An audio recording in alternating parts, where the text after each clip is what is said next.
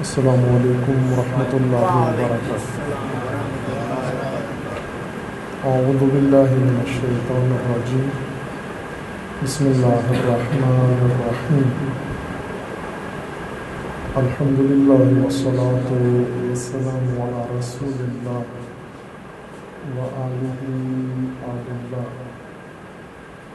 واللعنۃ الدائمۃ علی اعدائہم اعداء اللہ من یوم عداوتهم إلى یوم لقاء اللہ۔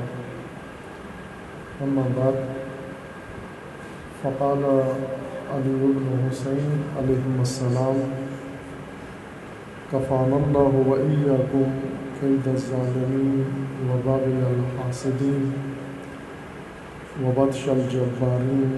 ایہا المؤمنون لا يفتننكم الطواغیت وأطباؤهم من أهل الرغبة في الدنيا المائلون إليها المفتونون بها المقبلون عليها وعلى حطامها الحامد وحشيمها البائد غدا، واحذروا ما حذركم الله منها وأزهدوا فيما زاهدكم الله منها، ولا تركنوا إلى ما في هذه الدنيا الركون من أعدها دارا وقرارا، وبالله إن لكم مما فيها عليها دليلا۔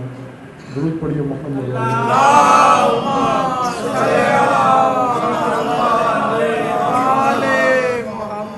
خداوند تبارک و تعالی تمام مومنین کو اپنے حفظ و امان میں محفوظ فرمائے۔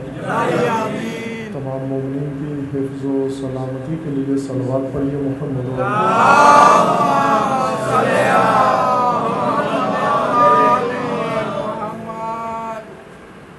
ولادت با سعادت حضرت امام سید ساجدین زین العابدین علیہ الصلاۃ والسلام، آپ تمام مومنین کرام و تمام راہ روان راہ ولایت و امامت کو مبارکباد عرض ہے، اور اسی طرح اعیاد شعبانیہ ولادت با سعادت حضرت امام حسین علیہ الصلاۃ والسلام، میلاد مسعود قمر بنی ہاشم حضرت ابوالفضل العباس علیہ الصلاۃ والسلام، و ولادت با سعادت حضرت علی اکبر ابن حسین علیہ السلام، و ولادت منجی عالم بشریت حضرت حجت اجل اللہ تعالی فرج الشریف۔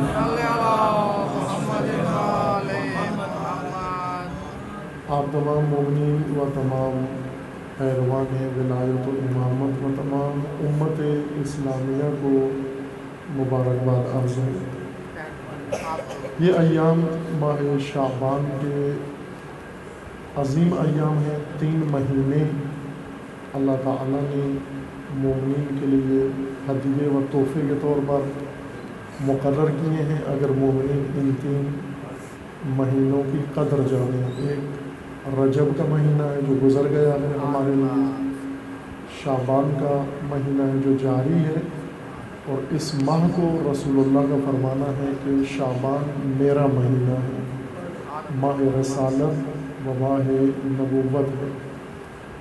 اور بعد میں شہر اللہ ہے، اللہ کا مہینہ، ماہ مبارک رمضان، جس کی تیاری کے لیے یہ 2 مہینے میسر آئے ہیں مومنین کو۔ ان مہینوں میں ایک تو خصوصیت ان کی اپنی ہے زمانی، اور ایک خصوصیت ان میں یہ ہے کہ ان کے اندر فراوان مناسبات ہیں، ولادتیں بھی ہیں و شہادتیں بھی، معصومین علیہ السلام و اہل بیت علیہ السلام کے پاک گرہنی کے شخصیات کی ان 3 مہینوں میں۔ اور آج ہمیں سعادت نصیب ہے حضرت امام سید ساجدین علیہ الصلاۃ والسلام کے روز میلاد والے بلند صلوات پڑھا دیں۔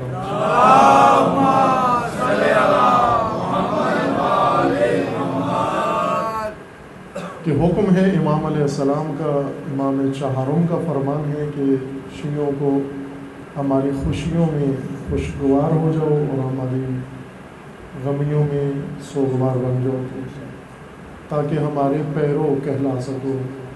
یہ ایام اللہ ہیں، یوم خدا، ویسے تو ہر دن اللہ نے بنایا ہے، اللہ کا دن ہے، لیکن وہ ایام جن میں خداوند تبارک و تعالی نے اپنی خاص تجلی دکھائی ہو ان کو قرآن کریم میں خصوصیت کے ساتھ یوم اللہ کہا ہے، اور رسول اللہ صلی اللہ علیہ وآلہ وسلم کو حکم ہے فذکرہم بایام اللہ، اے رسول ان لوگوں کو ایام خدا کی یاد دلاؤ، ایام خدا ان کی یادوں میں تازہ کرو کہ یہ ایام ان کی ہدایت کے لیے ہیں۔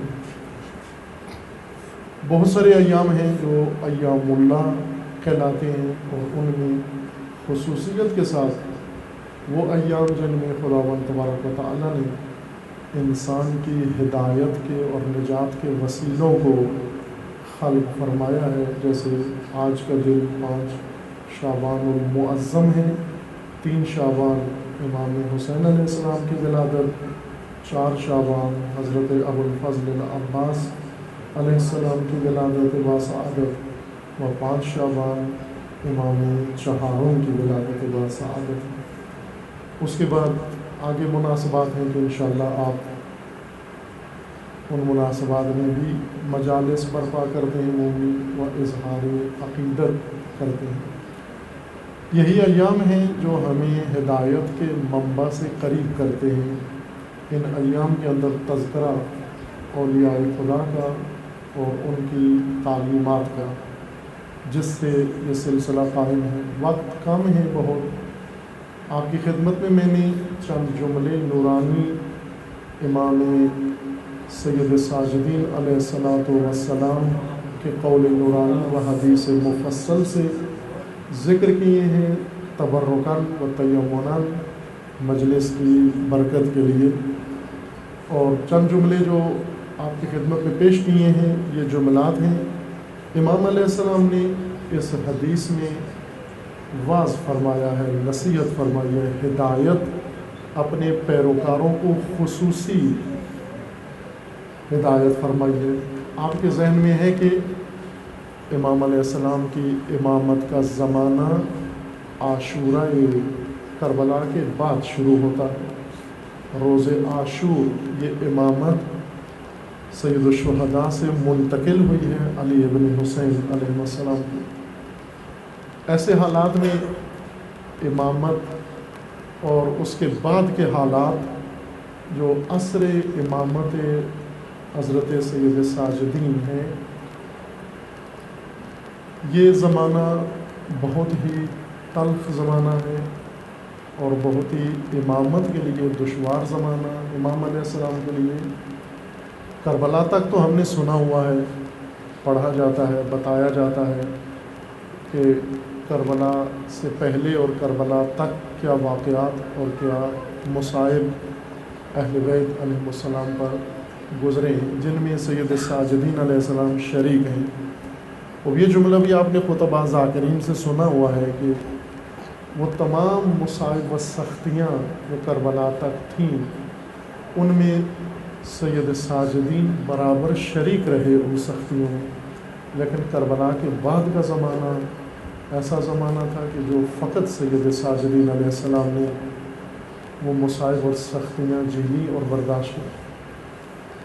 کربلا کے بعد امام علیہ السلام کی امامت کا کچھ عرصہ قید و اسارت میں گزرا کہ اس دورانیے کے بارے میں تاریخ میں مختلف روایات نقل کی گئی ہیں کہ کتنا عرصہ اہل بیت علیہ السلام شام میں اسیر رہے اور اس کے بعد آزادی ملی اور واپس مدینہ تشریف لائے۔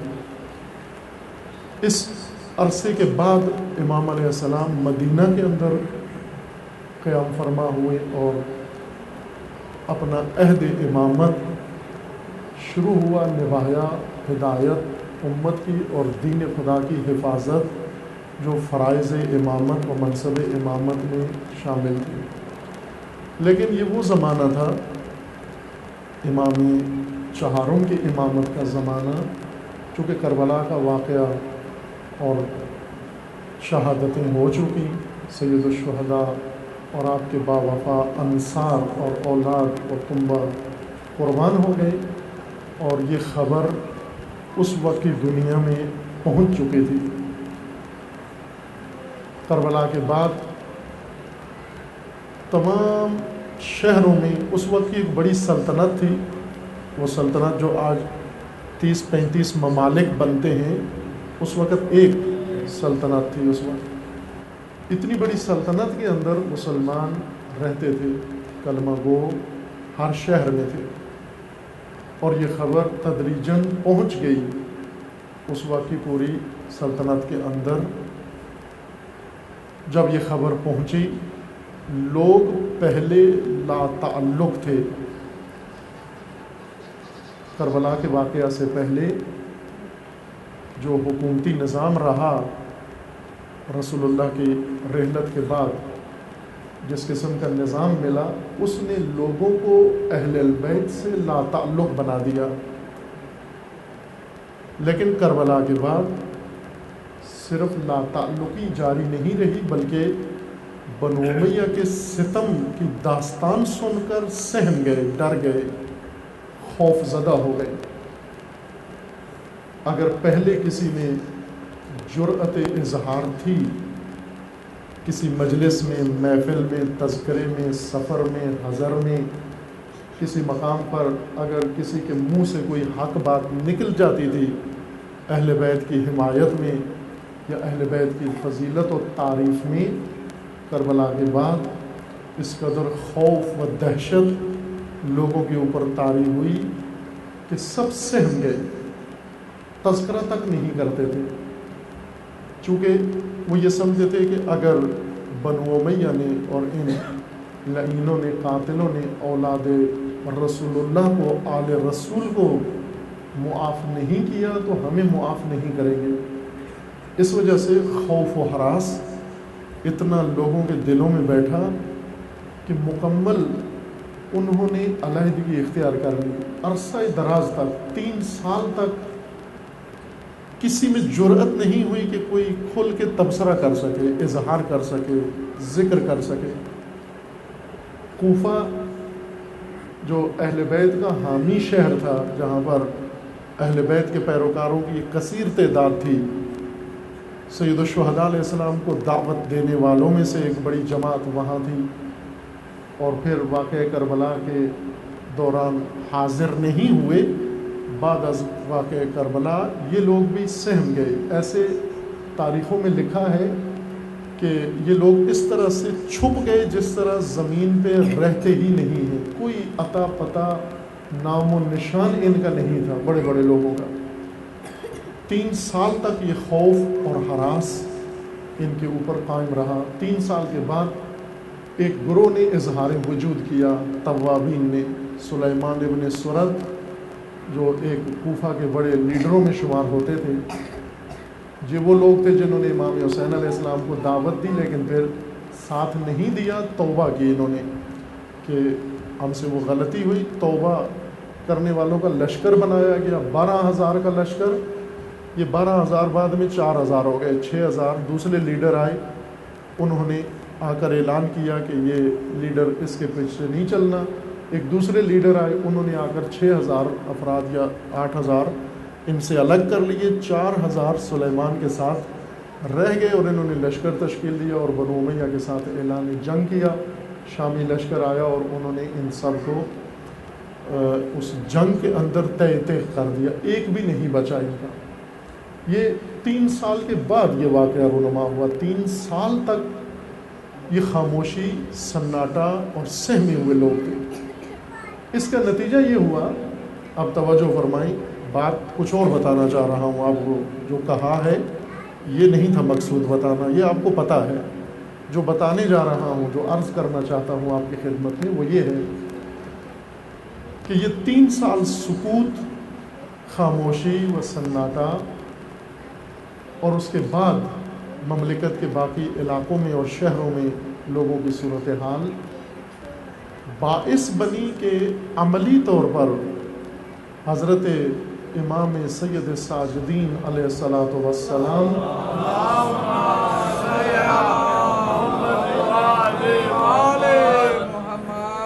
خوف کی وجہ سے لوگ دور ہو گئے، امام علیہ السلام کے ساتھ رابطہ چھوڑ دیا، منقطع کر دیا، رجوع نہیں کرتے تھے امام علیہ السلام کی جانب، نہ شرعی مسئلے پوچھنے کے لیے، نہ ہدایت کے لیے، نہ رہنمائی لینے کے لیے، اور نہ یہ اعلان کرتے تھے کہ یہ ہمارے پیشوا ہیں یا ہمارے امام ہیں۔ اس کے بجائے مقامی افراد کو اپنا پیشوا اور اپنا لیڈر بنا لیا۔ مثلا بصرہ میں جو لوگ آباد تھے انہوں نے وہیں پر ایک گروہ بنایا اور ایک مقامی فرد کو اپنا لیڈر مان لیا۔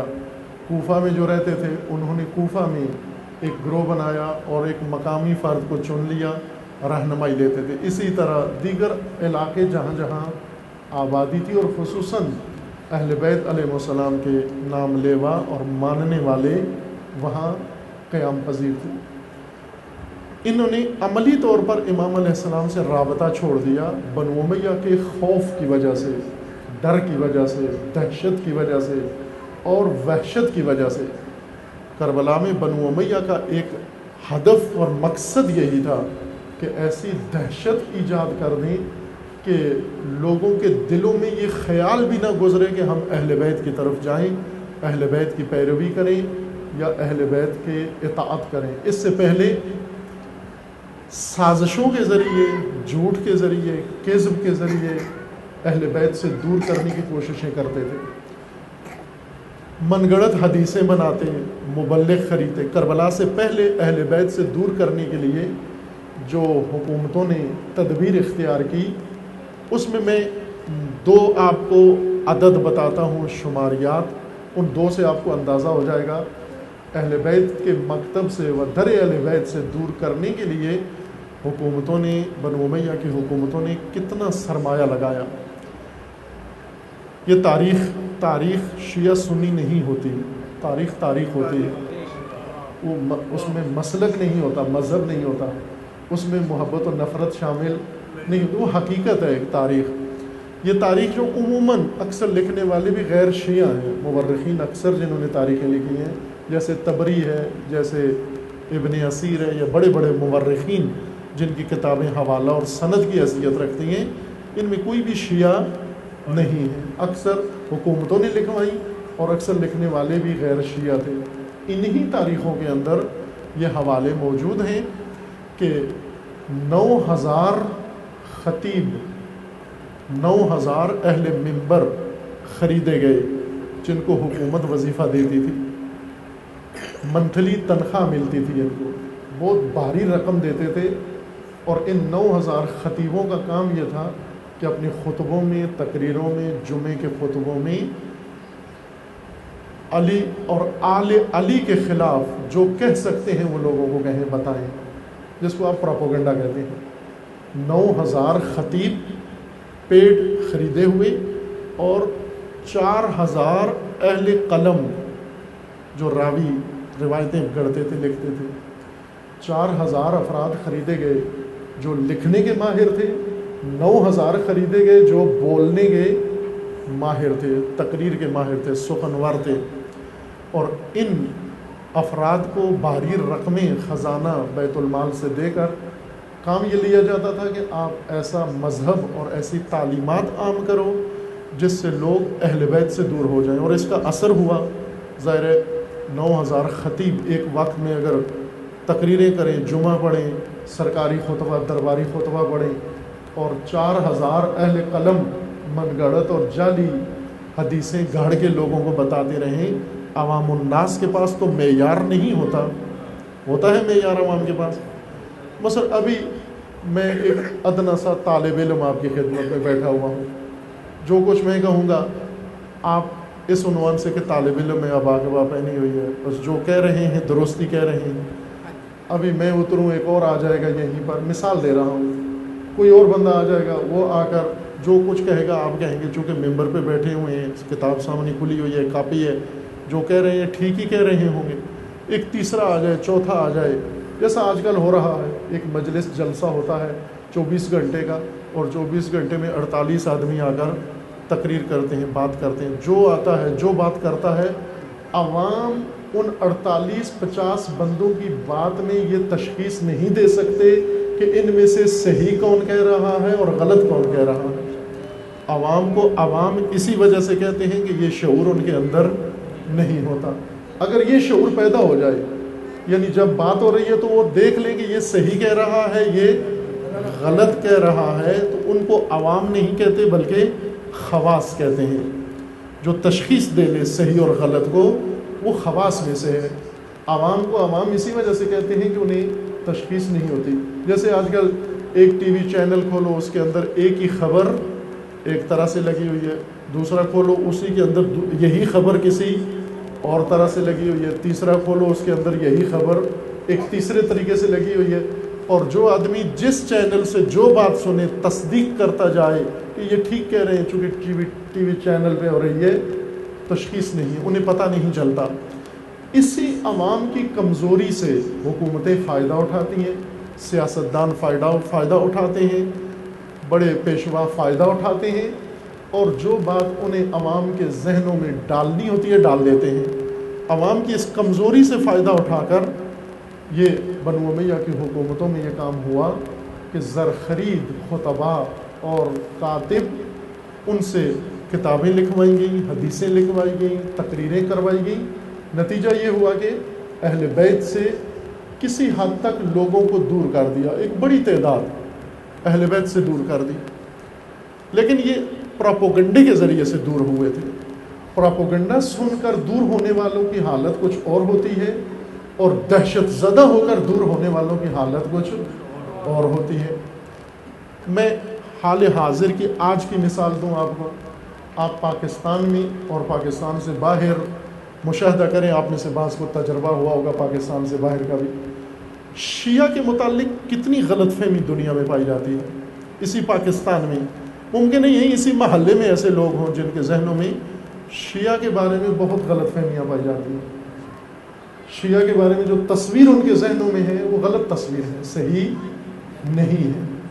اور یہ غلط فہمی کسی نے ڈالی ہے اس کے ذہن میں، پیدائشی طور پر تو لے کر نہیں پیدا ہوا، کسی نے ڈالی ہے، تقریر کے ذریعے، قلم کے ذریعے، سخن کے ذریعے، بات کے ذریعے، اشارے کے ذریعے، کہیں نہ کہیں سے یہ غلط فہمی اس کے ذہن میں ڈال دی گئی ہے، اور یہ غلط بات اس نے ذہن میں رکھ لی ہے کہ شیعہ ایسے ہوتا ہے۔ شیعہ مثلا ایک غلط فہمی جو لوگوں کے ذہنوں میں ڈال دی گئی ہے وہ یہ کہ شیعہ نعوذ باللہ قرآن کی تحریف کے قائل ہیں۔ مثال کے طور پر میں عرض کر رہا ہوں، یہ غلط فہمی ہے، شیعہ تحریف قرآن کے قائل ہیں، تو یہ غلط فہمی ہے یہ، لیکن یہ ڈالی گئی ہے، جان بوجھ کر ڈالی گئی ہے کہ قرآن پر ان کا کوئی عقیدہ و اعتماد نہیں ہے۔ ویسے نہیں، شیعہ کا مذہب بھی قرآن سے ثابت ہوتا ہے، شیعہ کی حقانیت پر دلیل ہی قرآن ہے۔ اگر قرآن حجت نہ ہو، کسی کے پاس کوئی دلیل نہیں رہ جاتی۔ قرآن سب سے بڑا گواہ ہے اس مکتب کی حقانیت کے اوپر، لیکن یہ تہمت لگائی جاتی ہے، اتنی عام کر دی گئی ہے یہ تہمت، بلیم لگایا گیا، غلط فہمی لوگوں کے ذہنوں میں۔ ایک ماجرا میں نے کئی دفعہ مجالس میں ذکر کیا ہے، آپ کی خدمت میں بھی اشارہ کر دوں، حقیقی ماجرا ہے۔ ایک پاکستان کے بہت بڑے جید خطیب تھے، خدا رحمت کرے، وفات پا گئے ہیں، کافی عرصہ سال پہلے کی بات ہے۔ انہوں نے یہ بتایا کہ وہ صوبہ سرحد کے ایک علاقے میں گئے تبلیغ کے لیے، اس وقت شیعہ اس علاقے میں نہیں تھے، یہ گئے وہاں تبلیغ کے لیے، تو انہوں نے دیکھا، پوچھا شیعہ کوئی ہے، تو کہا کوئی بھی نہیں، اس علاقے میں کوئی شیعہ نہیں رہتا۔ تو انہوں نے کہا سید ہیں، کہا ہاں سید ہیں، سادات ہیں، لیکن وہ شیعہ نہیں ہیں۔ تو انہوں نے لوگوں سے کہا مجھے سادات کے ہاں لے جائیں، وہاں گئے، جا کر انہیں اپنا تعارف کروایا، میں عالم ہوں، مولانا ہوں، شیعہ ہوں، میں نے سنا ہے آپ سادات ہیں، آل رسول ہیں، میں آپ کی خدمت میں حاضر ہوا ہوں کچھ کہنے کے لیے۔ وہ علاقہ ایسا تھا جس میں شیعہ کے بارے میں عجیب و غریب تصور پھیلایا گیا تھا۔ انہوں نے بات محلے میں پھیلا دی، آبادی میں، کہ شیعہ آ گیا ہے یہاں پر۔ جو لوگ سنتے تھے شیعہ آ گیا ہے، وہ پہاڑی لوگ وہ ڈانگیں سوٹے لیے ہوئے آتے تھے شیعہ دیکھنے کے لیے۔ ایک کمرے میں بیٹھک میں انہیں بٹھایا ہوا تھا چارپائی پر، لوگ باہر سے آتے دروازے سے آ کے پہلا سوال یہ کرتے کہاں ہے شیعہ۔ وہ میزبان بیچارہ شرمندہ ہو جاتا کہ یہ اس بدتمیزی سے پوچھتے ہیں، وہ اشارہ کرتا بھائی بیٹھو ابھی بتاتا ہوں۔ باہر کیفے ایک آدمی آیا، اس نے آ کر پوچھا شیعہ کہاں ہیں؟ اس نے کہا، اشارہ کیا ابھی بیٹھو، کونی ماری خاموش رہو، کیونکہ وہ سامنے بیٹھے ہوئے تھے۔ آخر کار وہ اور تب گیا، اس نے کہا بھائی جلدی بتاؤ، اب میں نے سنا ہے تمہارے گھر میں شیعہ آیا ہوا ہے، کون ہے؟ تو اس نے اشارہ کر دیا یہ سامنے بیٹھا ہوا ہے، مولانا صاحب تھے ابا کبا پہنے ہوئے۔ اس نے کہا یہ تو شیعہ نہیں ہے۔ کہا یہ کون ہے؟ کہا یہ تو ہم جیسا انسان ہے، یہ تو انسان بیٹھا ہوا ہے، ہم نے سنا ہے تیرے گھر میں شیعہ آ گیا، یہ تو انسان ہے۔ وہ آپ تصور کریں، یہ تصور لوگوں کے ذہنوں کے اندر ڈالا گیا ہے کہ وہ پتہ نہیں کیا ذہن میں رکھتا تھا، کیا تصویر کسی نے بنائی اس کے ذہن میں، شیعہ کون ہوتا ہے۔ پراپوگنڈا اس طرح سے عوام کے اوپر اثر انداز ہوتا ہے۔ سب سے بڑا ہتھیار عوام کے اوپر پراپوگنڈا ہوتا ہے۔ سیاست بھی پراپوگنڈے سے چلتی ہے، مذہب بھی پراپوگنڈے سے چلتا ہے، اور جس کی پراپوگنڈا مشینری طاقتور ہوگی اس کا دین بھی چلے گا، اس کی سیاست بھی چلے گی، اس کی حکومت بھی ہوگی۔ چونکہ عوام ہمیشہ پراپوگنڈے کے پیچھے ہوتے ہیں، عوام میں صلاحیت نہیں ہوتی حق اور باطل کو الگ کر کے حق کی پیروی کرے۔ عوام ہمیشہ پراپوگنڈے سے متاثر ہو کر طاقتور کے پیچھے چلتے ہیں کہ طاقت کس کے پاس ہے۔ آپ دیکھیں آج کل دوڑ لگی ہوئی ہے پراپوگنڈا مشینری بنانے میں، ہر کمپنی لگی ہوئی ہے بڑا ٹی وی چینل بنائے، ایک نے بنایا، دوسرے نے اس سے بڑا بنایا، تیسرے نے اس سے بنایا، چوتھے نے اس سے بڑا بنایا۔ تو ابھی یہ ٹی وی چینل جو ابھی جس کا سکینڈل بن گیا شروع میں ہی، بدقسمت ٹی وی چینل، یا یہ بھی شاید مشہور ہونے کے لیے ایک چال ہو سکتی ہے، معلوم نہیں کیا ہے، انہوں نے ابھی جو اخباروں میں آ رہا ہے، انسان حیران ہو جاتا ہے کہ پاکستان میں ٹی وی چینل بنا ہے اور اینکر پرسن کو بلٹ پروف گاڑی دی ہے، انہوں نے 1 لاکھ روپے تنخواہ رکھی ہے انہوں نے ایک ٹی وی چینل پر نیوز کاسٹر کی۔ یہ پروپیگنڈا مشینری کی پاور ہے، چونکہ اسی کے ذریعے سے آج شیطانی طاقتیں اسی پاور کے ذریعے سے دنیا پر حکومت کر رہی ہیں۔ جس کے پاس یہ پاور نہیں ہے، تو آپ دیکھ لو اپنی حالت دیکھ لیں، آپ دنیا کے پاس ٹی وی چینل اور اتنی قوی مشینری ہے، اور آپ کے پاس ایس ایم ایس ہے، وہ بھی بلاک کر دیا انہوں نے کہ 10 سے زیادہ ایک وقت میں آپ میسج بھی نہیں کر سکتے۔ جس قوم کے پاس پروپیگنڈا ہتھیار ایس ایم ایس ہو اور مقابلہ اس کا سیٹلائٹ چینل والوں سے ہو، تو یہاں آپ خود ہی دیکھ لیں کہ عوام کدھر جائیں گے۔ عوام ادھر نہیں جائیں گے جہاں حق ہے، عوام ادھر جائیں گے جہاں طاقت ہے، جہاں پر پاور ہے، جہاں پیسہ ہے، جہاں پروپیگنڈا ہے۔ پروپیگنڈا کیا گیا بھرپور، آپ گمان نہیں کر سکتے جتنا غلیظ زہریلا پروپیگنڈا اس زمانے میں عوام کو لیے کیا گیا۔ میں ایک مثال سے بتاؤں آپ کو، شامی لشکر ایک گروپ بنا، اس کے اندر امیر المومنین کی حکومت کے زمانے کی بات ہے، شامی لشکر کا ایک گروپ بنا۔ اس گروپ کا کام یہ تھا، وہ جا کے بھیڑ بکریاں جو رکھتے تھے، بدو جو ہوتے ہیں خانہ بدوش، بھیڑ بکریاں جانور پالے ہوتے ہیں، رات کو جاتے ان کی بھیڑ بکریاں چرا کے لے آتے، اور پھر اس کے بعد یہ مشہور کر دیتے کہ یہ علی کی فوج نے بکریاں تمہاری چرا لی ہیں کوفے کے ارد گرد۔ یہ پروپیگنڈا کرتے ہیں، لوگ بڑے حیران ہوتے ہیں، جی دیکھو یہ ہم غریب لوگ ہیں، ہماری بکریاں اٹھا کے لے گئے، ہماری بھیڑیں اٹھا کے لے گئے، ہمارے جانور اٹھا کے لے گئے۔ دوسرے دن آدھی بکریاں واپس کر دیتے آ کر، جو کمزور بکریاں ہوتی ہیں، کھانے کے قابل نہیں ہوتی تھی، ان میں سے چن کے وہ بکریاں واپس کر دیتے، اور جو اچھی موٹی تکڑی بکریاں ہوتی ہیں بیڑے، انہیں ذبح کر کے کباب بنا کے کھا لیتے، اور انہیں یہ کہتے کہ یہ آپ کی بکریاں علی کی فوج نے اغوا کی تھیں، ہم نے جا کے چھڑا کے آپ غریبوں کی بکریاں واپس کی ہیں۔ تو آپ بتاؤ اب لوگ یہ عمل سن کر کیا سوچتے ہیں کہ یہ عجیب فوج ہے، یہ ہماری بکریاں لے جاتے ہیں، اور یہ کتنے ہمدرد ہیں جو ہماری بکریاں لوٹا کے دیتے ہیں ہمیں۔ یہ ہمیں لوگ، یہ عوام ہیں، اور عوام اسی وجہ سے ہمدرد ہو جاتے ہیں کہ یہ تو بکریاں لوٹا کے دینے والے ہیں، یہ ہمارا مال مویشی حفاظت کرنے، وہ تو لوٹ رہے ہیں ہمیں. اس طرح سے لوگوں کو بدظن کیا اور بدگمان، یہاں تک لوگ پروپیگنڈے سے متاثر تھے. اور ایک سوال، تاریخی سوال جو کم تر اٹھایا جاتا ہے اور سوچا بھی جاتا ہے اور پوچھا بھی جاتا ہے اور جواب بھی اس کا کم تلاش کیا جاتا ہے، وہ یہ کہ سید الشہداء علیہ السلام نے قیام کربلا سے چند ماہ پہلے، آپ کو معلوم ہے نا کہ 28 رجب کو امام علیہ السلام مدینہ سے روانہ ہوئے. 28 رجب کے بعد 8 ذی الحجہ تک مکہ میں رہے. 3 شعبان کو ظاہراً یا 2 شعبان کو امام مکہ پہنچے، اور اس کے بعد 8 ذی الحجہ تک مکہ میں تشریف فرما رہے حج کے دن تک. کتنے مہینے بن جاتے ہیں؟ شعبان، رمضان، شوال، ذی قعدہ، پورا کتنے مہینے ہو گئے؟ 4 مہینے. 4 مہینے اور 3 شعبان سے 6 دن، تقریباً 4 مہینے اور 6 دن امام غالباً 6 یا 7 دن مکہ میں قیام پذیر رہے. کیوں رہے مکہ میں؟ اس لیے کہ مکہ حج کا شہر ہے، حرم خدا ہے، تمام امت نے آنا ہے، حج کرنا ہے. اور اس دوران امام نے لوگوں کو دعوت دی کہ او میرا ساتھ دو. یہ مفصل تاریخ ہے، ہر روز مکہ میں امام کا میٹنگ میں گزرتا. میں آج کی زبان استعمال کر رہا ہوں تو آگے سمجھ میں آ جائے بات. آپ مختلف قبائل، مختلف وفود، مختلف کاروان، کچھ حج کے لیے، کچھ تجارت کے لیے، کچھ ویسے مکہ میں جن کا آنا جانا ہوتا تھا.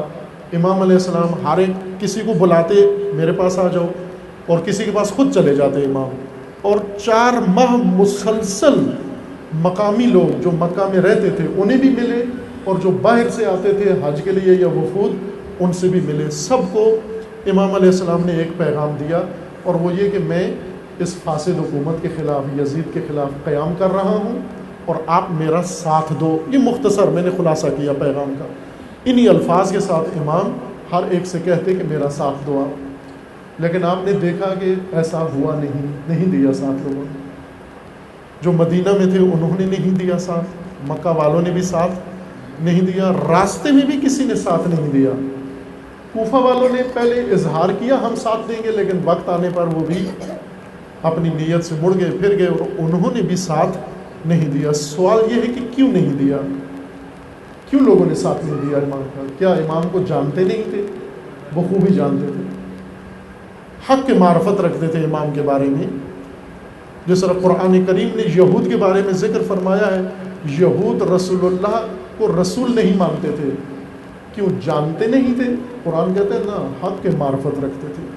یعرفونہ کما یعرفون ابناءہم، اس طرح رسول سے واقف تھے جس طرح اپنی اولاد کو جانتے ہیں، اس طرح سے جانتے تھے. پھر بھی نہیں مانا. یہ لوگ بھی سید الشہداء کو جانتے تھے، آل رسول کو جانتے تھے، لیکن ساتھ نہیں دیا. کیوں نہیں دیا؟ یہاں تک پروپیگنڈے کی وجہ سے ساتھ نہیں دیا.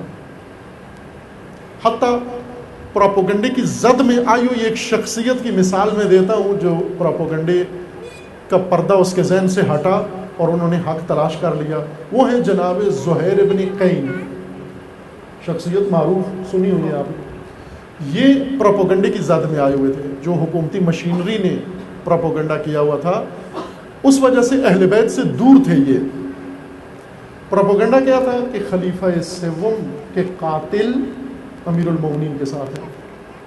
وہ جو مشہور واقعہ ہوا، حادثہ ہوا، پھر اس کے بعد بڑا فتنہ امت کے اندر شروع ہوا، اور امیر المومنین کے زمانے میں پھر فتنے پہ فتنہ مقابلے میں شروع ہو گئے، گروہ وجود میں آئے. بنیاد یہ بنائی انہوں نے کہ خلیفہ سوم کا قتل کس نے کیا، اور جنہوں نے کیا وہ کہا کہ وہ علی علیہ السلام کے ساتھ ہے. پھر کہتے تھے علی علیہ السلام سے کہ وہ قاتل ہمارے حوالے کرو، وہ کون ہے؟ تو امیر المومنین نے کہا وہ قاتل تم خود ہو، جن قاتلوں کو ڈھونڈ رہے ہو وہ تم خود ہو، تم نے کروایا ہے یہ قاتل.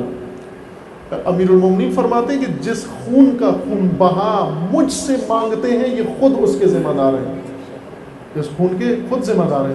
باہر کے اب یہ ان کی پلاننگ تھی اور بڑی کامیابی سے انہوں نے یہ زمانہ اور فتنہ شروع کیا. زہیر ابن قین کے ذہن میں بھی یہ بات بیٹھی ہوئی تھی. ظاہر ہے وہ 9000 خطیب اگر ان میں سے 9 ہی سن لیں تو کافی ہے انسان کے لیے. ایک خطیب سن لے انسان کو دین و دنیا سے باہر نکال دیتا ہے. جس 9000 خطیب سنے تو اس کی حالت کیا ہو جائے گی.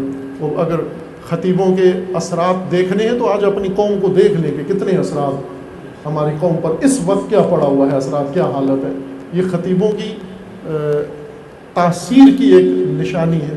وہ اثر ہوتا ہے. زہیر ابن قین متاثر ہوئے کہ یہ تو واقعہ اگر ہوا تو غلط ہوا ہے. خلیفہ سوم کو قتل کیا گیا اور ان کے قاتل پھر ان کو پناہ دی گئی اور حوالے نہیں کیا گیا, سزا نہیں دی گئی فلاں, اور سن کے ان کے ذہن میں یہ بات بیٹھی ہوئی تھی. لہٰذا وہ امیر المومنین سے بھی دور رہے. امیر المومنین کے بعد امام حسن سے بھی دور رہے اور امام حسین علیہ السلام سے بھی دور رہے. اتفاق یہ ہوا کہ امام علیہ السلام جب مکہ سے روانہ ہوئے تو زہیر بھی اپنے کاروان کے ساتھ آگے, اسی راہ پر آگے. اور زہیر نے طریقہ کار اسٹریٹجی یہ بنائی تھی کہ میں اپنا کاروان ایسی جگہ روکوں گا جہاں حسین کا کاروان نہ رکے, اور جہاں وہ رکیں گے میں چل پڑوں گا, جہاں وہ چلیں گے میں رک جاؤں گا. اور اسی اسٹریٹجی کے تحت چلتے رہے. امام نے بھانپ لیا کہ یہ ملنا نہیں چاہتا. ایک جگہ زہیر کا کاروان رکا ہوا تھا, امام کا کاروان پہنچا تو امام نے روک لیا اپنا کاروان. وہاں رکنا نہیں تھا, زہیر کی وجہ سے روک لیا. روک کر پیغام بھیجا زہیر کو بلاؤ. زہیر کو قاصد گیا امام کا بلانے کے لیے تو انکار کر دیا. کہا جا کر کہہ دو میں معذور ہوں, میں نہیں آ سکتا. زہیر کی زوجہ بہت بابصیرت خاتون تھی. وہ آئیں زنانہ سے مردانہ میں اور آ کر زہیر کی سرزنش کی کہ زہیر تو ایک عرب سردار ہے, ٹھیک ہے تو حسین علیہ السلام کی بات نہ مان, لیکن تجھے فاطمہ کا بیٹا بلائے اور تو جائے بھی نہیں, یہ شان نہیں ہے تیری.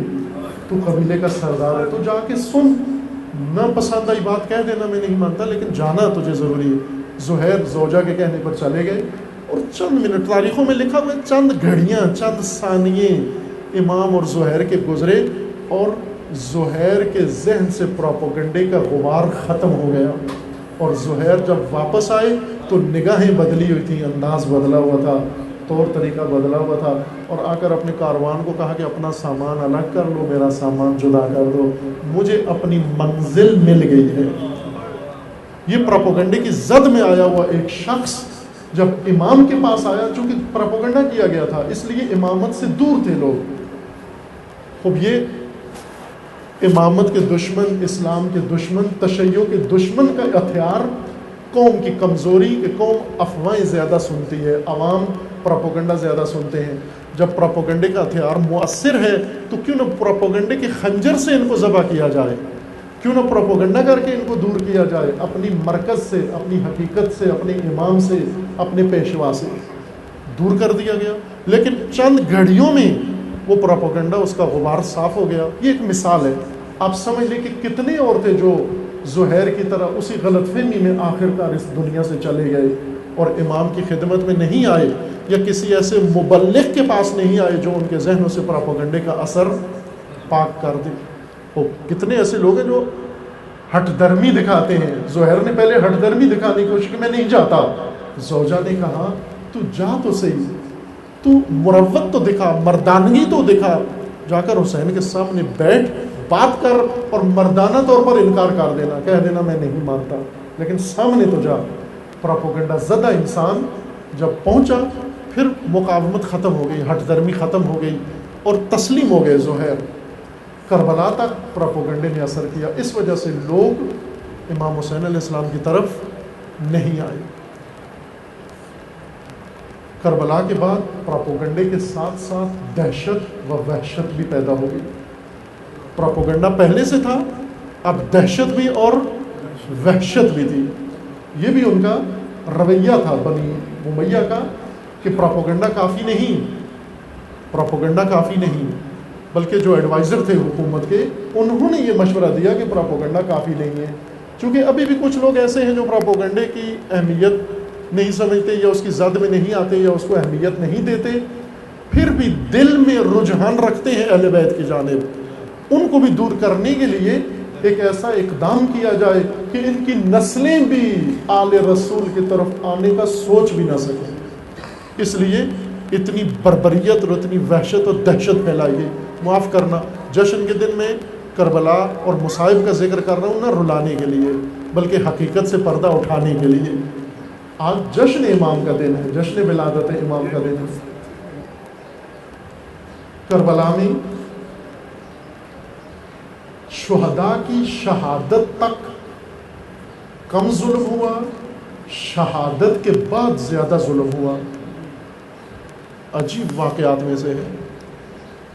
اگر کوئی کسی کا دشمن ہو تو اس کو مارنے تک جاتا ہے، آگے مار کے پھر سمجھتا ہے کہ میرا ہدف، میرا مقصد پورا ہو گیا، یا عام تعبیر کے مطابق کہ میرا دل ٹھنڈا ہو گیا، مار کے پھر چلا جاتا ہے۔ گولی ماری، جا کے چیک کر لیتا ہے کہ مرا یا نہیں، اگر اندازہ ہو جائے کہ دنیا سے روح پرواز کر گئی ہے پھر کہتا ہے میرا مقصد پورا ہو گیا۔ آج دن پاکستان میں آپ دیکھتے ہیں یہ کاروائیاں ہوتی رہتی ہیں۔ لیکن اسی زمانے میں ایک لشکر وحشت و دہشت بنایا گیا جو صرف مارنے پہ اکتفا نہیں کرتا۔ آپ نے دیکھا کہ اردنی پائلٹ کو کس طرح سے مارا گیا، ایک پنجرے میں جکڑ کے اور پھر اس کے اوپر تیل چھڑک کے، پھر اس کو دور سے آگ کا شعلہ، پھر اس کی مووی بنائی گئی بڑے ہائی فائی کیمروں کے ذریعے سے، اور وہ مووی سوشل میڈیا پہ عام کی گئی۔ کس لیے؟ کیا صرف دل ٹھنڈا کرنا چاہتے تھے یا دشمن مارنا چاہتے تھے؟ نہ، جس کو مارا اسے ختم کرنا مقصود نہیں تھا بلکہ مووی دیکھنے والوں کے دلوں میں دہشت بٹھانا مقصود تھا، وحشت بٹھانا مقصود تھا۔ وہ اس لیے گلے کاٹتے ہیں، اس لیے یہ بربریت کا لشکر، یہ وہی لشکر ہے، وہی لشکر ہے جو کربلا میں آیا تھا۔ انہوں نے مارنے پہ اکتفا نہیں کیا، مارنے پہ اکتفا نہیں کیا۔ اور یہ جملہ امام چہارم کا ہے، سید ساجدین علیہ السلام کا جملہ۔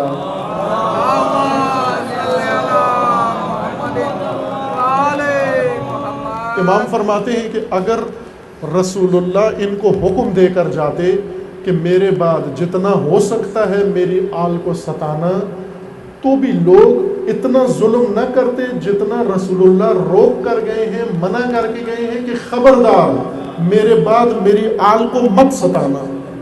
اتنا ظلم کیا انہوں نے کہ اگر حکم دیا گیا ہوتا تو شاید اتنا نہ ستاتے جتنا منع کرنے کے باوجود کیا۔ کیوں اتنا ظلم کیا؟ کیوں شہید کیا؟ بے دردی کے ساتھ شہید کیا، پھر گردنیں کاٹی گئی، سر تن سے جدا کیے گئے، پھر اس کے بعد لاشوں پہ گھوڑے دوڑائے گئے، پھر خیموں کو آگ لگائی گئی، پھر تازیانے مارے گئے۔ یہ سب کیوں تھا؟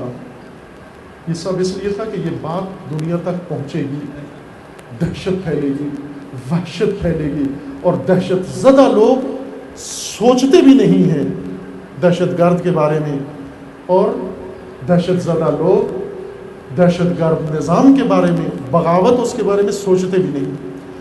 یہ جملات میں نے اشارہ کیے اس لیے کہ امام چہارم کی امامت کا زمانہ جب شروع ہوا کربلا عاشور سے، عاشور کربلا سے، تو لوگ اس وقت تک زور عاشور تک پروپیگنڈے کی زد میں تھے۔ عاشور کے بعد دہشت و وحشت بھی ان کے دلوں پر بیٹھ گئی۔ اب آپ توجہ فرمائیں، ایک ایسا معاشرہ جس میں لوگ دہشت زدہ ہیں، وحشت زدہ ہیں، پروپیگنڈے کی زد میں ہیں، اور وہاں پر عصر امام چہارم شروع ہوتا ہے۔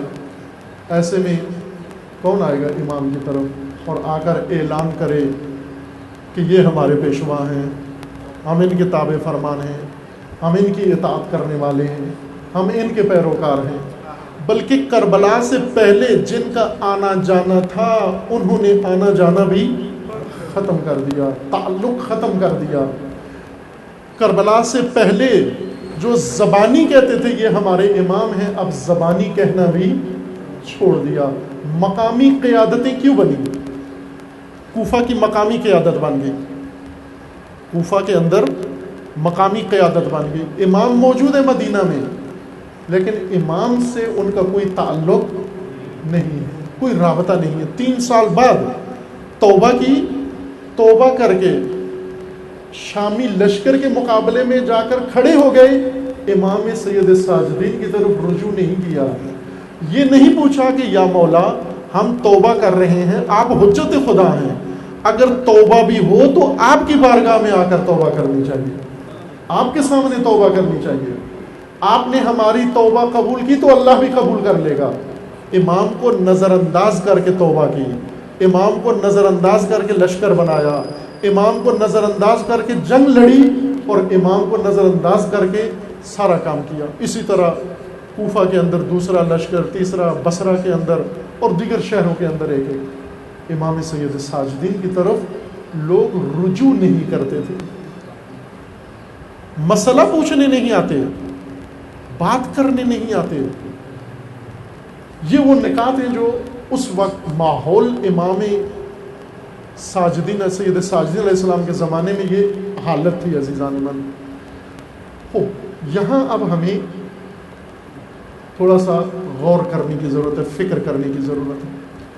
اللہ نے حجت ائمہ کو بنایا ہے، معصوم کو حجت بنایا ہے. رسول اللہ حجت ہیں و جانشین رسول حجت ہیں.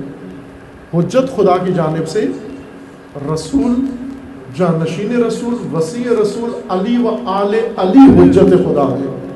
یہی ہے نا ایمان آپ کا؟ حجت کون ہے؟ معصوم. معصوم کا قول، معصوم کا فعل، معصوم کی تائید، یہ حجت ہے ہمارے لیے. جو معصوم نے فرما دیا ہم اس کو فرمان خدا سمجھتے ہیں، چونکہ وہ اپنی طرف سے بیان نہیں کرتے، وہ ہمیشہ اللہ کا فرمان بیان کرتے ہیں. یہ قرآن کی صراحت ہے. وَمَا يَنْتِقُ عَنِ الْهَوَىٰ إِنْ هُوَ إِلَّا وَحْيٌ يُوحَىٰ. یہ رسول اپنی مرضی خواہش سے نہیں بولتے، ان پر وحی ہوتی ہے تو یہ زبان کھولتے ہیں. بس جو بات کرتے ہیں اللہ کی ترجمانی کر رہے ہیں. اور یہی اعتقاد شیعہ کا ائمہ کے بارے میں ہے کہ ائمہ اپنی خواہشات نہیں بیان کرتے، ائمہ حکم خدا بیان کرتے ہیں، حکم الہی. اس وجہ سے حجت کہلاتے ہیں. حجت کا مطلب یہ ہوتا ہے کہ سند و مدرک، جس کو سند قرار دے کر آپ اپنا کام انجام دیں اور خدا کے سامنے پیش کریں کہ اے پروردگار، ہم نے ان کی خاطر یہ کام کیا ہے، انہوں نے حکم دیا، ان کا فرمان تھا، ہم نے یہ کام کیا. یہ شریعت کے اندر اور دین کے اندر ہے. لیکن عملی طور پر حجت امام کا قول نہیں ہوتا، بلکہ عملی طور پر آنے والی نسل پر حجت پہلی نسل کا اقدام ہوتا ہے. پہلی نسلیں ایک قدم اٹھاتی ہیں، آنے والی نسلیں حوالہ دیتی ہیں ان کا کہ انہوں نے یہ کیا، ہم بھی یہی کریں گے. اب ہر وہ کام جس کی جواز کے طور پر آپ کے پاس فقط یہ جملہ ہے کہ بھائی یہ کام کیوں کرتے ہو، ہم جواب کیا دیتے ہیں کہ یہ ہمارے بڑے بھی کرتے تھے، یہ ہمارے بڑے بزرگ بھی کرتے تھے. سمجھ لو کہ یہاں پر حجت امام نہیں بلکہ عوام کو آپ نے حجت بنا لیا ہے. اگر آپ ایک کام کرتے ہو، آپ سے پوچھا جائے یہ کام کیوں کرتے ہو، آپ کو اللہ کا فرمان قرآن میں ہے، رسول کا فرمان سنت میں ہے، علی کا فرمان نہج البلاغہ میں ہے، اور امام کا فرمان حدیث کے اندر ہے، اس لیے میں یہ کر رہا ہوں. اس کا مطلب یہ ہے کہ حجت امام ہے، عوام حجت نہیں. حجت امام ہے. امام کی حجت اللہ کی جانب سے ہے. امام کا خود اپنا فرمانا ہے کہ اے لوگو، ہم حجت ہیں اللہ کی جانب سے، ہم خود تمہاری حجت نہیں بنے، ہمیں حجت بنایا گیا ہے. حضرت ابراہیم کو اللہ کا خطاب ہے، اے ابراہیم انی جاعلک للناس اماما. یہ سمجھانے کے لیے سب کو. یہ جملہ بڑا خوبصورت ہے، لیکن اس کی خوبصورتی دب جاتی ہے ہماری عربی نادانی کی وجہ سے، کیونکہ ہم عربی نہیں جانتے. ذرا جو چیز ہم نہیں جانتے اس کی خوبصورتی ہمیں معلوم نہیں ہوتی. آپ کوئی چیز جانتے ہیں، ٹیکنیکل چیز ہے، مثلا کوئی انجینئر صاحب ہیں، انہوں نے بلڈنگ بنائی، انجینئرنگ کی نقطۂ نگاہ سے یہ بہت خوبصورت چیز ہے. مجھے دکھاتے ہیں مولانا کو آ کر کے، یہ دیکھو میری بلا سے مجھے کیا لگے یہ خوبصورتی کیا ہے. تو وہ ساری خوبصورتی میرے نہ جاننے کی وجہ سے وہ ساری غرق ہو جاتی ہے. قرآن کی خوبصورتی ہمارے نہ جاننے کی وجہ سے دب جاتی ہے. یہ بڑی خوبصورت تعبیر ہے، انی جاعلک للناس اماما.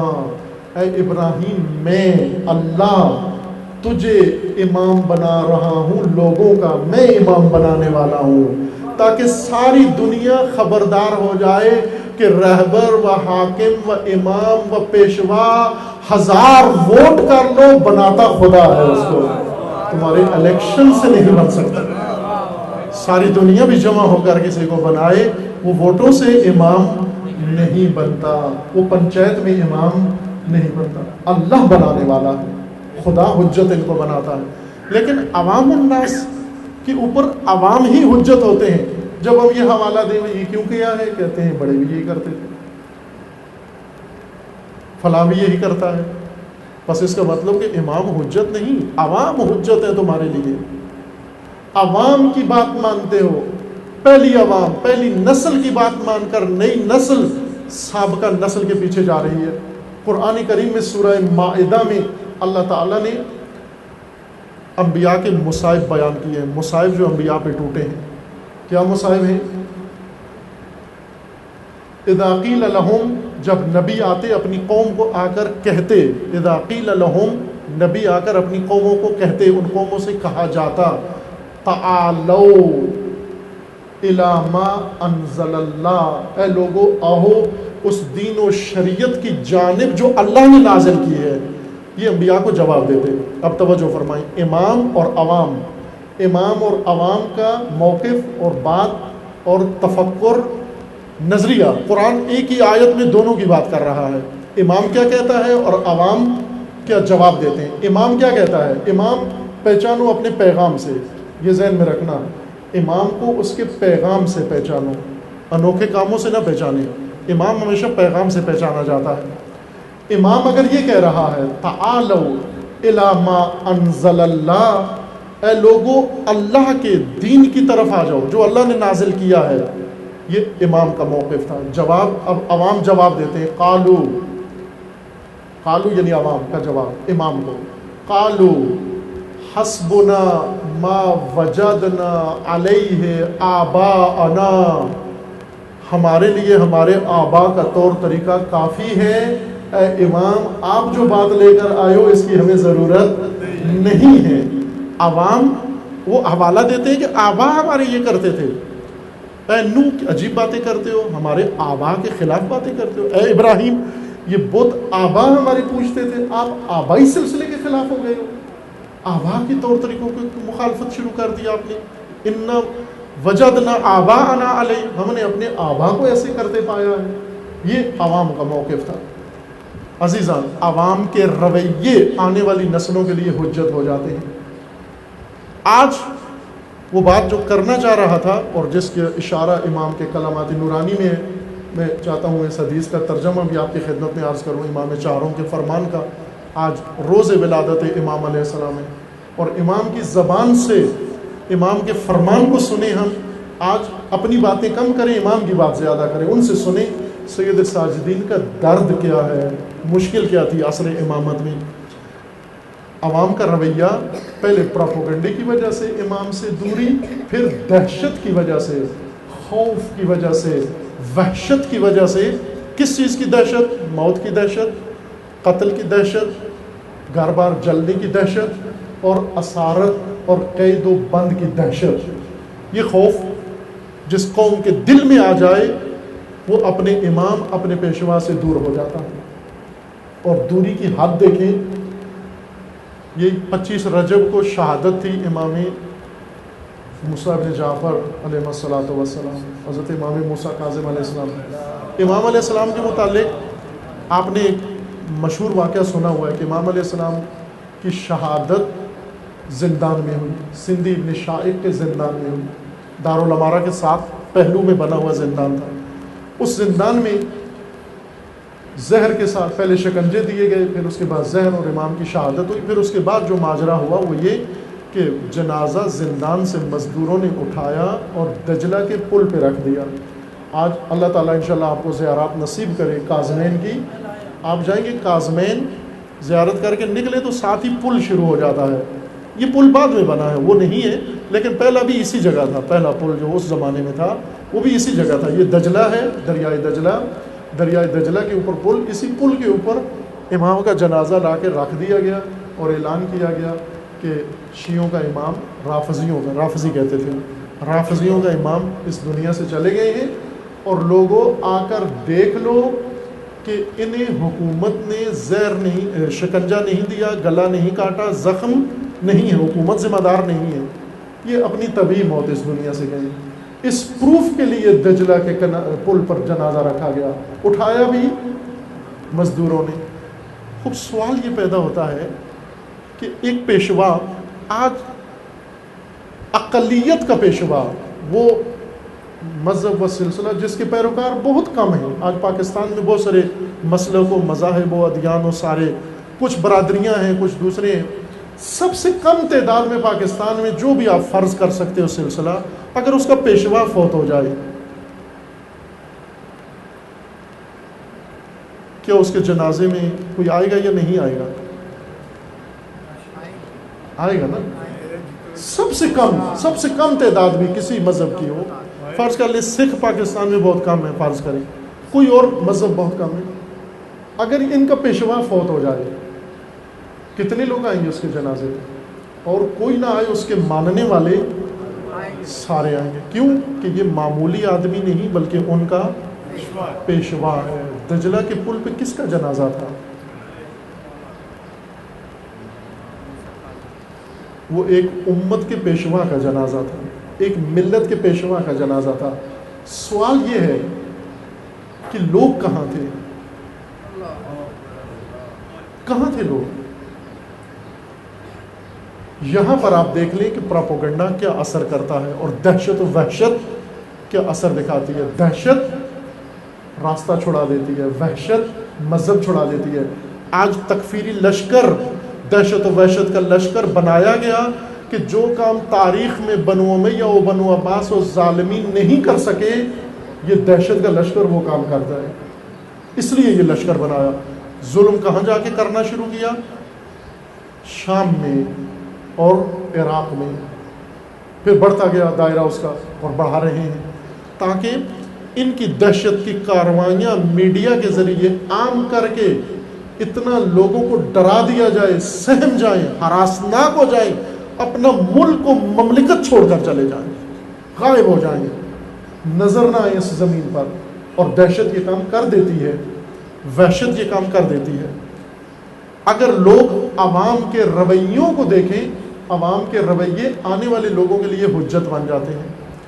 کیوں کیا جی؟ پہلے والوں نے یہ کیا۔ ایک تعبیر یہاں ہوتی ہے اسلاف، اسلاف یعنی گزشتہ لوگ، پچھلے لوگ، آباءنا۔ کیوں کر رہے ہو؟ کہتے ہیں اسلاف نے یہ کام کیا۔ قرآن اسی سے تو منع کر رہا ہے کہ بھائی اسلاف حجت نہیں، انبیاء حجت ہے، اسلاف حجت نہیں، معصوم حجت ہے، امام حجت ہے، قرآن حجت ہے، کتاب خدا حجت ہے، اور اطرت رسول حجت ہے تمہارے لیے۔ اسلاف حجت، لیکن یہ نفسیاتی حجت ہے کہ لوگ نفسیاتی طور پر گزشتہ عوام کے مقلد ہوتے ہیں۔ آج بھی یہی حال ہے۔ آج عصر غیبت ہے، شیعہ اعتقاد کے مطابق امام موجود ہیں، امام موجود ہیں۔ امام سید ساجدین کا زمانہ یاد کرو، امام سید ساجدین موجود ہیں، پردہ غیبت میں بھی نہیں ہیں، مدینہ میں موجود ہیں بعد از کربلا۔ لوگ اپنی معمول کی زندگی گزار رہے ہیں، کوفہ ہو، شام ہو، بصرہ ہو، عراق ہو، ہر جگہ پر اپنی زندگی گزار رہے ہیں۔ زندگی گزارنے کے لیے رہنمائی کی ضرورت ہوتی ہے، تعلیم کی ضرورت ہوتی ہے۔ امام سید ساجدین کے زمانے میں آیا لوگ خود اور بچوں کو تعلیم دلواتے تھے یا نہیں دلواتے تھے؟ دلواتے تھے۔ کاروبار کرتے تھے یا نہیں کرتے تھے؟ سیاست کرتے تھے یا نہیں کرتے تھے؟ معمولات زندگی انجام دیتے تھے یا نہیں دیتے تھے؟ تمام معمولات زندگی میں انسان کو ہدایت اور رہنمائی کی ضرورت ہوتی ہے۔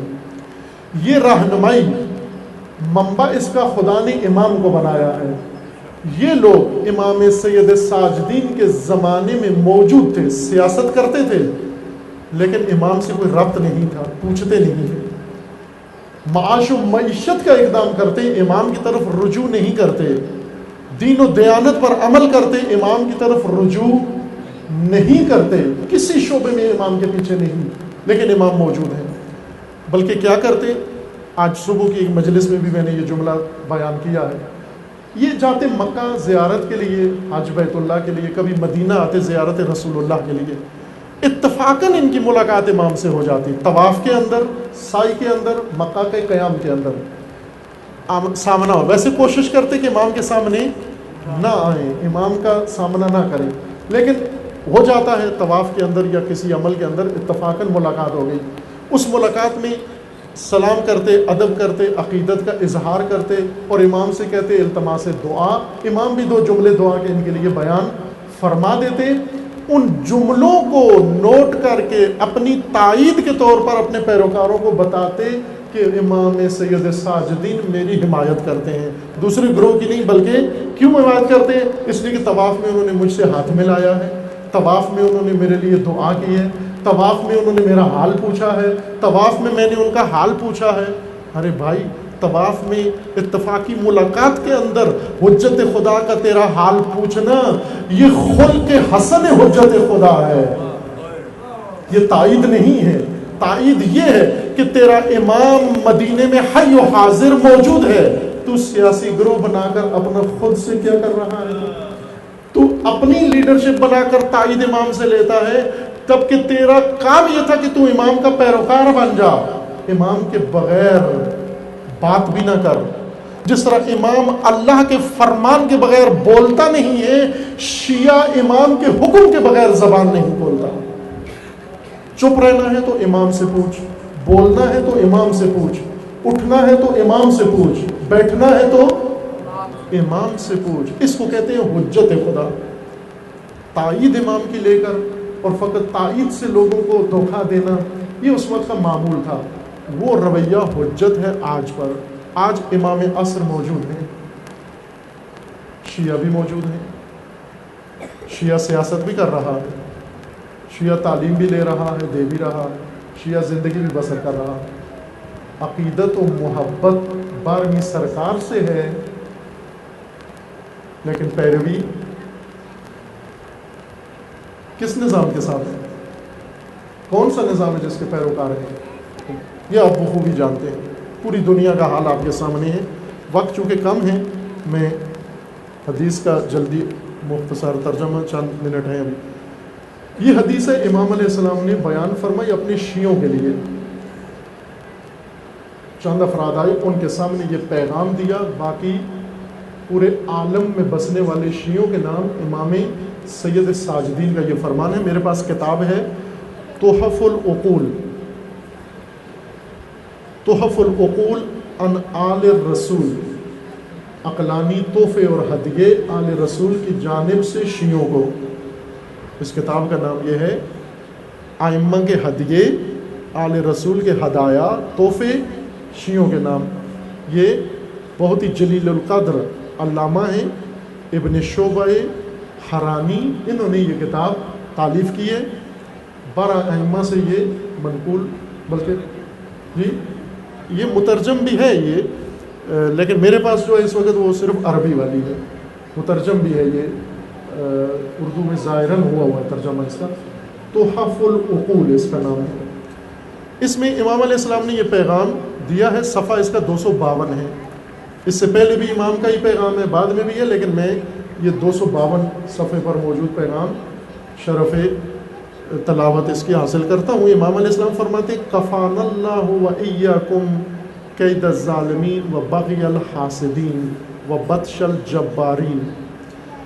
اے شیعو، ہمارا اور تمہارا، ہمارے اور تمہارے لیے اللہ کافی ہے، ظالموں کے ظلم سے بچنے کے لیے اور حاسدوں کی بغاوت سے بچنے کے لیے اور جبار لوگوں کے ستم سے بچانے کے لیے ہمارا اور تمہارا اللہ ہے اور اللہ کافی ہے۔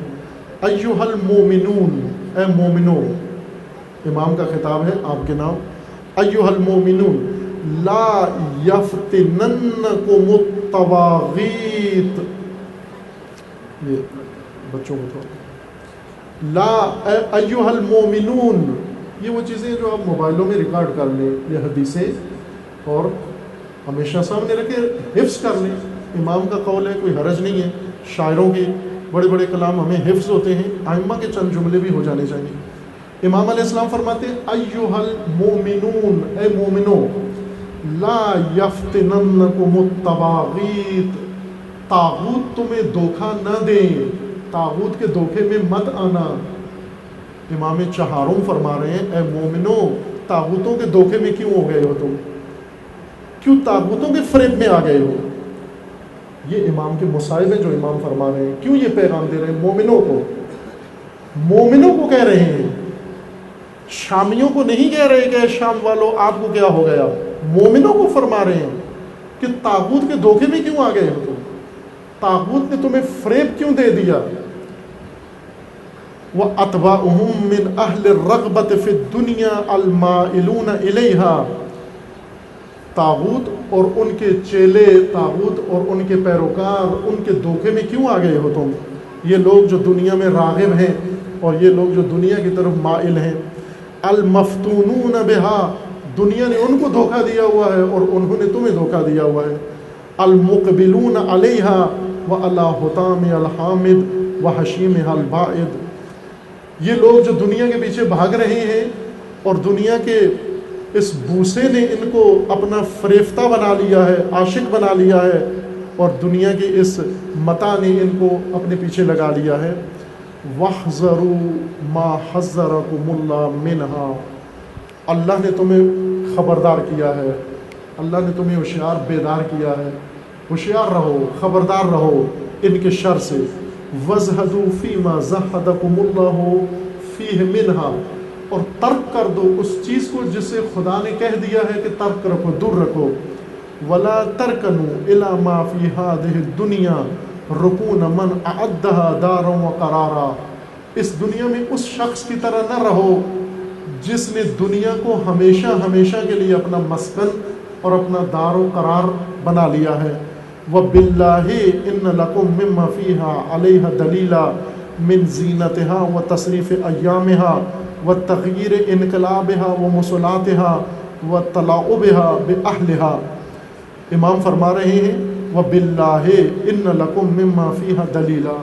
خدا کی قسم ان تمام ماجرا جو تمہارے سامنے وقوع پذیر ہو رہا ہے، اللہ کی نشانی تمہارے سامنے ہے اس کے اندر. انہا لترفع الخمیل وتصنع الشریف. دنیا ایسی شے ہے کہ جس میں شریف گر جاتا ہے اور پلید انسان اوپر چلا جاتا ہے، دنیا اس کو اٹھا دیتی ہے. وتورد النار اقواما غدا. کل کو دیکھو گے آپ بہت سارے لوگ جہنم میں ہوں گے. ففی ھذا معتبر ومختبر وزاجر لمنتبہ. آگاہی لینے والے کے لیے اس کے اندر عبرت موجود ہے. عبرت لو اس دنیا کے اونچ نیچ سے اور نشے و فراز سے عبرت لو. وَإِنَّ الْأُمُورَ الْوَارِدَةَ عَلَيْكُمْ فِي كُلِّ يَوْمٍ وَلَيْلَةٍ مِّن مُظْلِمَاتِ الْفِتَنِ وَحَوَادِثِ الْبِدَعِ وَسُنَنِ الْجَوْرِ وَبَوَاقِ الزَّمَانِ وَهَيْبَةِ السُّلْطَانِ وَوَسْوَسَةِ الشَّيْطَانِ لِتَثْبُتُ الْقُلُوبُ عَنْ نِيَّتِهَا وَتَزْهَلُهَا عَنْ مَوْجُودِ الْهُدَى وَمَعْرِفَةِ أَهْلِ الْحَقِّ إِلَّا قَلِيلًا.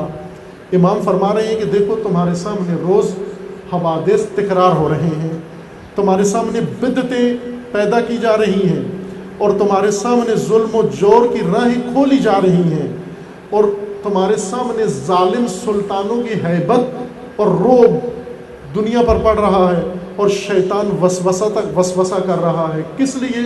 تاکہ تمہارے دلوں کو دین سے ہٹا دے، تمہاری نیتوں کو بدل دے، تمہارے ارادوں میں تزلزل پیدا کر دے. وَتَزْهَلُهَا عَنْ مَوْجُودِ الْهُدَى. اور تمہیں ہدایت کی راہ سے ہٹا دے. وَمَعْرِفَةِ أَهْلِ الْحَقِّ إِلَّا قَلِيلًا مِمَّنْ أَصَمَ اللَّهُ جَلَّ وَعَزَّ فَلَيْسَ يَعْرِفُ تَصَرُّفَ أَيَّامِهَا وَتَقَلُّبَ حَالَاتِهَا وَعَاقِبَةَ ضَرَرِ فِتَنِهَا إِلَّا مَنْ أَصَمَ اللَّهُ وَنَهَجَ سَبِيلَ الرُّشْدِ وَسَلَكَ طَرِيقَ الْقَصْدِ ثُمَّ اسْتَعَانَ عَلَى ذَلِكَ بِالزُّهْدِ. امام علیہ السلام فرماتے ہیں ایسے بحران، طوفان اور ایسے زمانے کے اندر وہی بچ سکتا ہے جس کو خدا نے بچا لیا ہے، جس کو خدا نے وہ راستہ واضح و روشن بتا دیا ہے. ثم استعان علی ذلک بالزہد. اللہ نے جو بصیرت دی ہے اس کے بعد زہد کے ذریعے اس راستے پر، ہدایت کے راستے پر قائم رہے. حدیث مفصل ہے، میں بیچ میں سے چند جملے چھوڑ کر باقی یہ سطح کے پوری ہو جائے حدیث آپ کی خدمت میں. فالحذر الحذر من قبل الندامت والحسرہ. حسرت کا کف افسوس ملنے سے پہلے بیدار ہو جاؤ. الحذر الحذر، جاگو، اٹھو، خبردار، بیدار ہو جاؤ اس سے پہلے کہ وقت گزر جائے اور تمہیں حسرت کرنا پڑے. یہ سب کربلا کے بعد کے خطبے ہیں، عصر امامت کے خطبے ہیں. والقدوم علی اللہ والوقوف بین یدی وتاللہ ما صدر قوم قط عن معصیۃ اللہ الا علی عذابہ وما آثر قوم قط الدنیا علی الآخرہ الا ساء منقلبهم وساء مصیرهم. وما العلم باللہ والعمل بطاعته الا الفان مؤتلفان فمن عرف اللہ خافه فحثه الخوف على العمل بطاعت اللہ وأن أرباب العلم وأتباعهم الذين عرفوا الله فعلموا له ورغبوا إليه. متاسفانہ میں چھوڑ رہا ہوں، ترجمے کا نہیں ہے، تفسیر کا. تبرکاً کلام امام پڑھ رہا ہوں مجلس کی نورانیت کے لیے، چند جملوں کا ترجمہ کروں گا. وَإِنَّمَا يَخْشَى اللَّهَ مِنْ عِبَادِهِ الْعُلَمَاءُ فَتَلْتَمِسُوا شَيْئًا فِي هَذِهِ الدُّنْيَا بِمَعْصِيَةِ اللَّهِ وَاشْتَغِلُوا فِي هَذِهِ الدُّنْيَا بطاعت اللہ واغتنموا ایامها واسعوا لما فيها نجاتكم غدا من عذاب اللہ فإن ذلك اقل للطبیعت وادنى من العذر وارجى للنجات فقدموا امر اللہ وطاعته وطاعت من اوجب اللہ طاعته بین یدی الامور كلها. اے لوگو، اے مومنو، ہمیشہ اللہ کی اطاعت کرو اور جس کی اطاعت اللہ نے واجب قرار دی ہے اس کی اطاعت کرو، اور تمام امور میں اللہ کی اطاعت اور اللہ کی جانب سے واجب الاطاعت کے امر کو مقدم رکھو، ترجیح دو، اس کے اوپر عمل کرو. ولا تقدموا، ہرگز اس کی بات کو اہمیت مت دو، اس کی بات پر عمل مت کرو، اس کے فیصلے کے پیچھے مت چلو، اس کی رائے کی اتباع نہ کرو.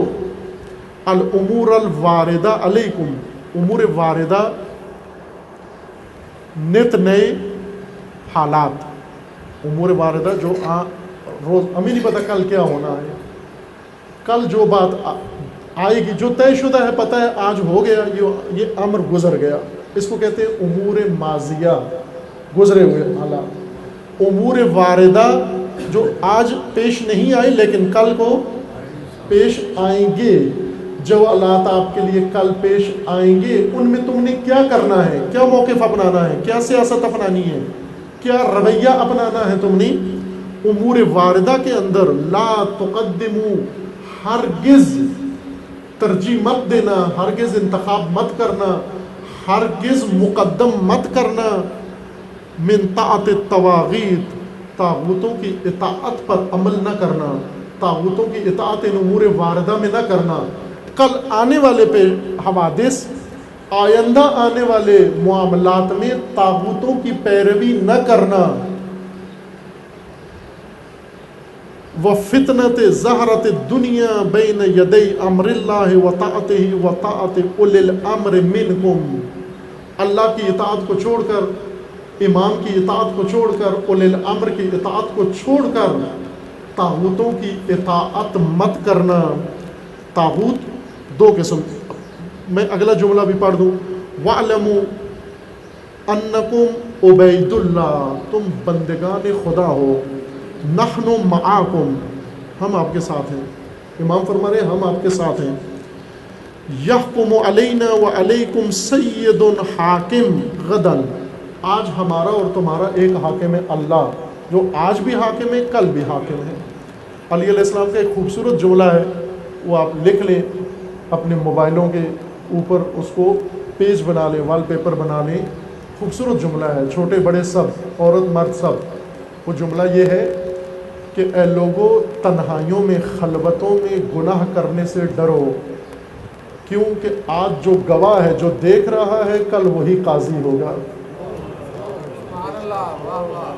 یہ جو چھپ کے جو کرتے ہو، ڈرو، ڈرو اس سے، ڈرو، کیونکہ آج تمہیں بندے نہیں دیکھ رہے لیکن کوئی دیکھ رہا ہے، اور جو دیکھ رہا ہے وہ آج شاہد ہے، گواہ ہے، کل کا قاضی. فیصلہ کل اسی نے کرنا ہے. خوبصورت جملہ ہے، ایسا خوبصورت جملہ ہے جو مومن کو ہر لغزش سے بچا سکتا ہے. ایک جملہ مولا علی مشکل کشا کا ایک جملہ تمام مشکلات کا رائے حل ہے کہ خلوتوں میں گناہ سے ڈرو، جو آج گواہ ہے وہ کل کا قاضی ہے۔ امام چہارم یہ فرما رہے ہیں کہ اے لوگوں، آنے والے واقعات، آنے والے معاملات، آنے والے دور میں تم نے کیا کرنا ہے؟ اللہ کی اطاعت کرنی ہے، امام کی اطاعت کرنی ہے، اولی الامر کی اطاعت کرنی ہے، ہرگز طاغوتوں کی اطاعت کو مقدم نہ کرنا ائمہ کی اطاعت پر و اللہ کی اطاعت پر۔ وفتنة ظہرت الدنیا بین یدی امر اللہ وطاعتی وطاعت اولی الامر واعلموا انکم عبید اللہ، جان لو کہ تم بندگان خدا ہو، ہم تمہارے ساتھ ہیں۔ آج ہمارے اوپر وہ حکومت کرتا ہے جو کل ہمارا سید و حاکم ہے۔ وَهُوَ مَوْقِفُكُمْ وَمَسَائِلُكُمْ فَأَعِدُّوا الْجَوَابَ قبل الوقوف کے حدیث رہ گئی، ساری پڑھ بھی نہیں سکے۔ عزیزان من، آپ کی خدمت میں یہ قول نورانی امام چہارم کا آج روز ولادت باسعادت حضرت سید ساجدین علیہ الصلوۃ والسلام